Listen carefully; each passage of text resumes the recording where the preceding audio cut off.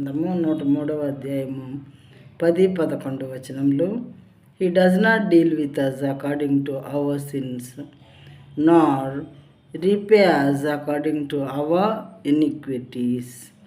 For as high as the heavens are above the earth, so great is His steadfast love toward those who fear Him. మన పాపములను బట్టి మనకు ప్రతీకారం చేయలేదు, మన పాపములను బట్టి మనకు ప్రతీకారం చేయలేదు, మన దోషములను బట్టి మనకు ప్రతిఫలం ఇయ్యలేదు. ఈ దేవుడు మనం చేసిన పాపాలను బట్టి మనకు ప్రతీకారం చేయలేదు. ప్రియమైన వారలారా, దేవుడు మనకు ప్రతీకారం చేస్తే మనం ఎప్పుడూ నశించిపోయే వారంగా ఉంటాము.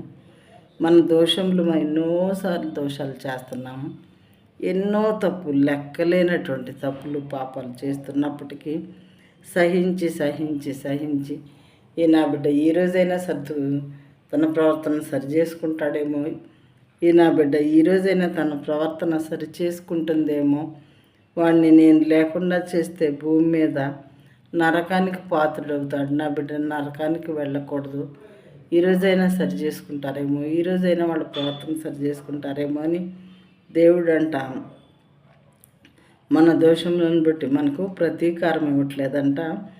ఆ తర్వాత భూమి కంటే ఆకాశం ఎంత ఉన్నతముగా ఉన్నదో, ఒకసారి మనం ఆకాశం వైపు చూస్తే ఒక 10 నిమిషాల కన్నా ఎక్కువ చూడలేము, ఎందుకంటే అంత హైట్ ఉంటుంది కాబట్టి.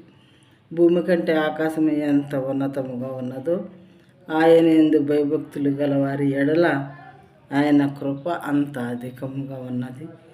ఈ కృప, ఈ ప్రేమల వల్లే దేవుడు దీర్ఘశాంతము కలిగి మనం ఎలాంటి వాగుళ్ళు వాగుతున్నప్పటికీ, దేవునికి ఇష్టం లేని ఎన్ని రకాల మాటలు మాట్లాడుతూ ఉన్నప్పటికీ, ప్రియమైన వాటారా, ఎంతగానో మనల్ని సహించి సహించి మనం నాశనం అయిపోకూడదు, మన ఆత్మ నరకానికి వెళ్ళకూడదు అని ఆయన బిడ్డలైన వారిని అనేక మందిని పంపించి ఆయన వాక్యాన్ని తెలియజేస్తూ ఉన్నారు.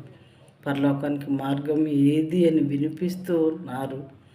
దాన్ని విని మన ప్రవర్తన సరి చేసుకొని మనం బాగు చేసుకున్నట్లయితే దేవుడు ఆశించిన విధంగా మనం పరలోక రాజ్యానికి చేరుకోగలుగుతాము.